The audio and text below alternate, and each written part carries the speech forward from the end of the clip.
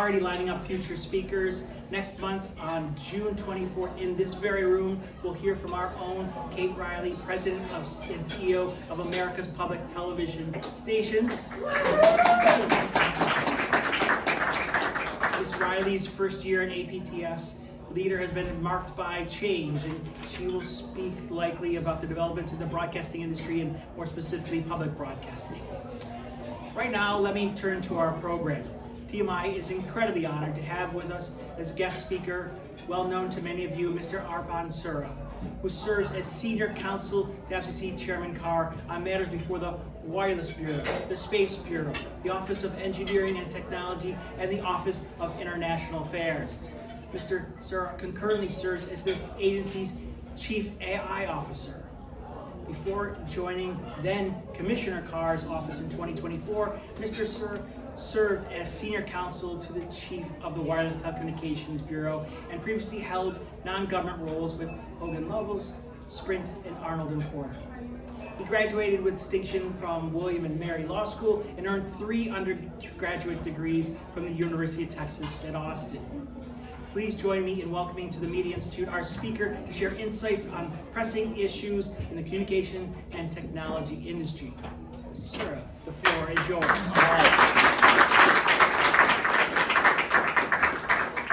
Hey everybody, thanks Mike, thanks Media Bureau for having me. This is a real privilege to be able to speak to this distinguished group of people. I know you're dying to get back to work, so I'm going to try to keep this entertaining. And to do that, I'm just going to start with the caveat that I'm going to speak on my own behalf today. I'm not going to speak for my boss, Chairman Carr. I spend a lot of time with Chairman Carr. I've learned a lot from him over the years, but what you're about to hear is just one staffer's take on the state of affairs. So when I get something right, I want you to credit Chairman Carr, and when I get something wrong, put it on me, okay? And that's important because the topic of my speech is a speech that my boss gave in 2019 called Meeting the Gretzky Test. The secret of Gretzky's game was to skate to where the puck was going, not to where it is. And the chairman used that as a metaphor to talk about how regulators should hold ourselves when we're doing competition and technology analysis. So I'm going to pay homage to that speech today. It's been 6 years since he gave it. It's been 18 months since Chairman Carr took his current seat. And I think we have a nice opportunity to see how that thesis has played out. So that's what I want to do today. So let's start with what the chairman got right in 2019. He identified 2 errors that plague competition policy. The first is when the government tries to irrigate an industry that has become successful. And then the second is when a regulator fails to see how fast the market is moving. But there are a couple of corollaries that he didn't discuss in 2019 that I want to talk about now. Number 1, the puck is never still. It's always moving. Change is baked into telecommunications policy because of Moore's Law, which predicts a mathematical growth of semiconductors. From the 1970s onward, it has been accurate. And then we know that change is inherent in our industry because of AI, and a lot of people think that we're approaching a point called a singularity where the rate of growth is like essentially vertical. Now, it doesn't matter which theory of change you believe in, but we're in a changing industry. It is undeniable. The puck is always moving, and that has to be a background assumption of any regulator. And that leads me to corollary number 2. Yes, we got to skate to where the puck is going. And yes, the puck is always going somewhere. But oftentimes, we don't actually know where it's going to land. And that's kind of a paradox. Because regulators need to know their limitations. And they have to be aware that there's a lot of noise that can cloud their decision making. And I want you to think about where this telecom industry was 10 years ago. We had a 4-player wireless market. LEO satellites were considered a fad. Millimeter wave spectrum was going to be the bee's knees, but nobody was really talking about fixed wireless. And if you take any 10-year span in telecom and you do that kind of same analysis, like what were we living through back then, I think you'll see and be surprised by how much change has happened. It is the standard. But sometimes there's no choice but for regulators to make a prediction or take an intervention. Now, I think it's hard to make predictions. We're not very good at it. We're just people. We're not investors. We're not venture capitalists. And so we shouldn't be in the business of making predictions, of making bets, of picking winners. But sometimes we have to take actions because the circumstances demand it. And, I think the right way to do that is to create the conditions for the experiment to run. And that's what we did in 2019 with 5G. We didn't say what 5G was going to be. We didn't write the standard at the agency. We didn't really, there's a lot of chatter about like whiz-bang killer apps, but we didn't really say which ones had to win or lose. We just created the conditions for the experiments to run, and we did it by unloading gobs and gobs of spectrum, by slashing permitting barriers. And what emerged was something surprising. It was fixed wireless. It was this thing that was sort of dismissed as fantastical at the beginning. And then it became this really game-changing technology. And so while people talked about how there was no killer app for 5G, there actually was one. It was just the thing that nobody expected. And it's because you don't often know where the puck is going to land. You got to skate to where the puck is going, but you don't know where it's going to land, and you have to keep that in mind. So how does this all translate today? We talked about history. Let's talk about today. Let's start with direct to device, or what the cool kids are calling D2D. Okay? D2D has been around since the 1990s. You remember the Iridium satellites that connected to the hardened satellite phones? We've had this for a long time. And this technology has undergone waves of investment, market entry, failure. There's been lots of failures. And for a long time, up until now, there hasn't really been any interest in mobile satellite services, in D2D. And that changed with the electric growth of the space industry. The launch costs plummeted, the satellite manufacturing capabilities plummeted, and that made it easier to experiment and send new stuff into space. And it's ushered generational improvements in D2D. You're seeing record levels of investment. $27 billion in the last 18 months for 130 megahertz of D2D spectrum. The technology has gotten better too. Starlink has crossed 10 million subscribers for D2D in early 2026. They're targeting 25 million by the end of the year. We're seeing projections that the D2D market could be $6.5 billion by 2027. And we've seen regulatory lobbying as well. Some of these old D2D bands that were provisioned in the 90s and then reprovisioned in the early 2000s, people still have those bands and they become incredibly valuable. They used to be a backwater, they became incredibly valuable. People had been fighting about them. And then we're seeing more provocative claims, right? And the most provocative claim, perhaps, that you hear about D2D is that it's going to replace mobile. It's not just a complement, but it's going to be a substitute. It's not my role to adjudicate what that vision is going to be, who's going to be right, whether it is or it isn't going to be a complement or a substitute. That's not my role. It's not my lane. But we can't ignore the conversation either. These are all signals that we ought to be following. So what we're going to do with D2D is we're going to let this experiment run its course. And we're going to make changes that set the preconditions to run the experiment. And if it'll win or lose on its own merits. And it's exactly the play we ran with 5G. We didn't preordain the winner, the winning technology. We just put the preconditions in place and see where the technology and the investment leads us. So how are we going to do that? So number one, a few weeks ago, we issued an order that clarified the exclusive rights of all the incumbents in these old MSS bands. And with a single stroke, we dismissed a dozen petitions and applications for random people to enter other people's bands. So that sets the condition now for all the deal flow that you're about to see in this market, in the L band, in the S band. You're seeing big players put real money into the spectrum. It's really important that they have clear rights and confidence in their investments. And then yesterday, the FCC approved a transaction that will send 115 megahertz of EchoStar spectrum to AT&T and SpaceX. I want to talk about the SpaceX part of this decision for a moment. SpaceX paid $17 billion for beachfront spectrum. The spectrum it bought was allocated for mobile broadband. It couldn't use it for satellite except unless it got a waiver.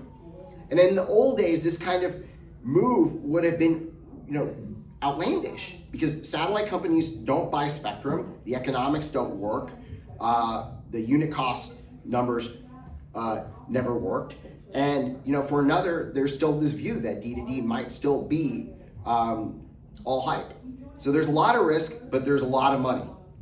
And again, it's not my job to make that call. Was it a good investment? Was it not? But we see all the signals, and we knew it was the right thing to do. But there was a more complicated decision. You see, they're buying these mobile bands, and the FCC expects that these bands be used to serve the public. But we haven't really thought about, what that looks like with a D2D system. And these are novel, nascent systems. It's going to be hard to predict what substantial service looks like. We're still at the incipiency of the technology. So what we did is we ran another experiment, and we put in, I think, a very innovative solution. We said, look, SpaceX, we don't care how you build the network. You got to serve consumers at a certain threshold performance requirement, and you can do it by building a satellite network, you can do it by building a terrestrial network, and you can do it by a hybrid network. And we just don't care. And so we are giving maximum technical flexibility for this operator to choose whatever modality it wants. And I think that is the real instance of skating to where the puck is going to be. Because once you start thinking about this tech neutrality and you build it into spectrum bands, you're destroying silos, you're bringing once unrelated people into competition, you're creating more the conditions for investment and for lower prices, and I think that's really exciting. And you can see that concept of tech neutrality extend to how we conduct auctions, how we think about some of our licensing rules. And so we have a really big D2D agenda. We know it's important. We know the money's in that industry.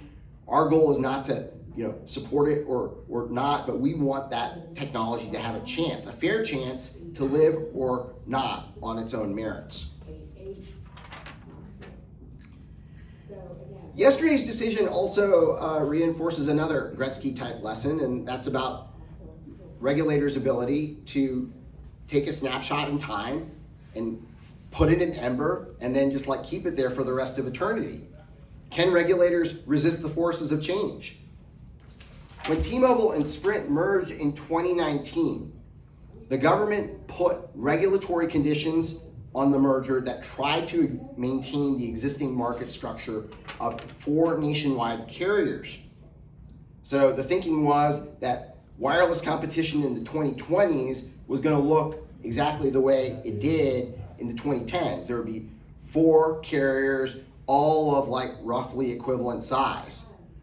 And so there were merger conditions that were put in place to bring that about. Fast forward to today, it didn't work. The scale economics of 5G didn't make a 4-carrier market feasible. 3 carriers were actually plenty good enough. When you look at the capacity gains, the speed increases, the price declines, you saw disciplining competition from once unexpected places like cable and MVNOs. And the results are really great across the board. But the decision to prop up a 4th carrier, it wasn't a harmless mistake, okay? It left the hand as a bank shot and it landed as an air ball. It diverted a lot of capital and tied it up for years. It imposed an opportunity cost on companies that could have had the spectrum, that could have had the resources. And the harms probably compounded in ways that I don't even understand. But with yesterday's decision, we're digging out of it. I have one other fun Gretzky comeuppance, and this one's also about satellite broadband, but this is not D2D, it's satellite broadband to the home. I want to talk about RDOF. So in 2020, you'll remember the FCC stood up the $9 billion RDOF program to connect homes in unserved parts of the United States. And the FCC tentatively awarded a satellite company subsidies to serve hundreds of thousands of locations. But 2 years later, the FCC reversed course and took that award away on the ground that the satellite company could not meet its speed requirements, its speed commitments, which were years and years and years away because of capacity constraints. My boss dissented at the time, and his view, which I share, is that it was a classic example of armchair engineering, and that we were sort of making prognostications about the success or failure of technology, and we weren't just giving it a fair chance to live or die on its own merits. Now, let's fast forward to 2026. Satellite broadband's reliably clocking over 120 megabits per second. Speeds have been growing year over year. And so whatever prediction was made when the FCC yanked away that RDOF award, I think it's proven false. And worse than false, it's proven unnecessary. Because you see, whatever capacity constraints exist on satellite systems are the product of regulatory barriers. And when you see that last month with our EPFD sharing item, that's an item that is going to increase capacity for these systems by as much as 7-fold, simply by modernizing technical power restrictions that had existed since the 1990s, since the early days of satellite. So the capacity concerns that drove the denial was not about physics. It was an artifact of an interference rule. And the agency made a predictive judgment that was being limited by another predictive judgment that the FCC had made when it established those power rules. So rural Americans were not even getting the best service they could have because there were regulatory choices that the FCC had made over the years that were compounding over time, and we were still stuck in the past into skating to the future. One area where I think the Gretzky test will be interesting to apply in the future is 6G. That's the next generation of wireless that's set to mature in the early 2030s.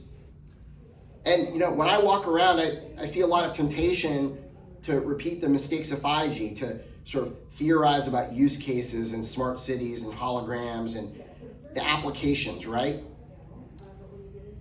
But as a regulator, I think my useful vision is not to make predictions about what it is or isn't going to be, like not to be sort of caught up in those grand, visions.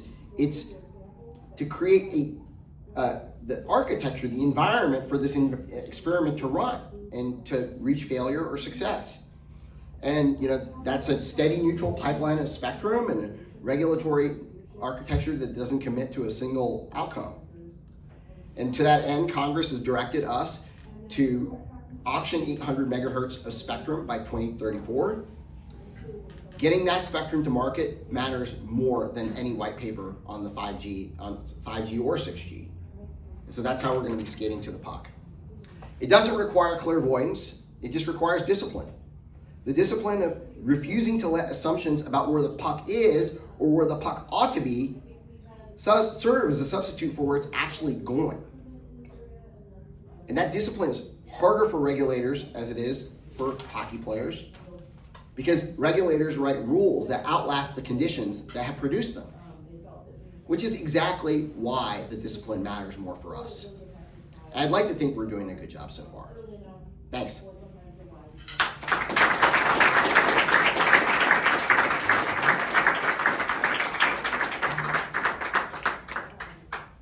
Arpan's agreed to take a few questions. We only ask that you focus them on his portfolio and not outside of speak about his expertise and not have to prognosticate. Is that fair? I will prognosticate, but only on matters I'm informed about. Who's got a question? So I'm new to this meeting, so I'm not Me too. if I say something wrong or what. So prior to NAV and Land Over, Saturn V filed a petition and to this public-private partnership to repurpose TV channel 28. I'm aware of it, yeah. Great. I want to shed some light on it and what's the next step FCC will do? Yeah, I don't have any news to share on that front. Sorry. Oh, okay. But you are aware? I'm aware that there is a petition, yes.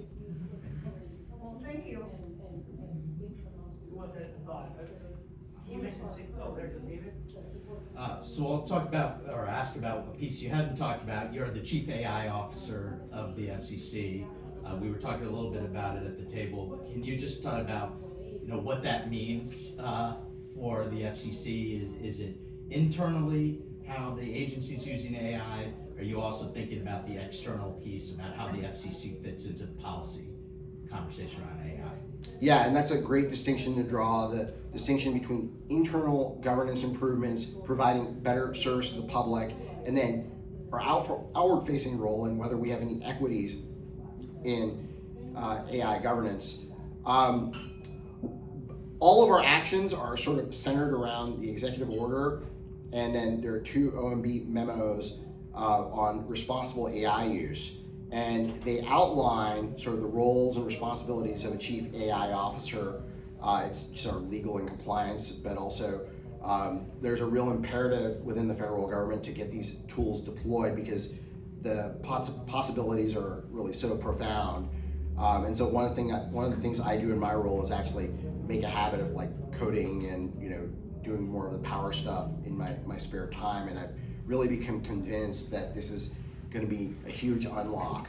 One thing that I've seen as I've talked to people in the building is that the people who are not the most senior are the ones who are the most stoked about AI, and they're the geeks, and they're the ones who are building the dashboards and the cool stuff and the tools that you wouldn't have even imagined. And there's a lot of untapped innovation in the building. And my vision for this is to break down this, the gatekeepers. My understanding is that in most institutions, the biggest barriers to AI adoption are your IT department and your general counsel. Now, I don't, whether or not that's true here, but there are institutional forces. They've done things the same way their whole life. They're threatened by change.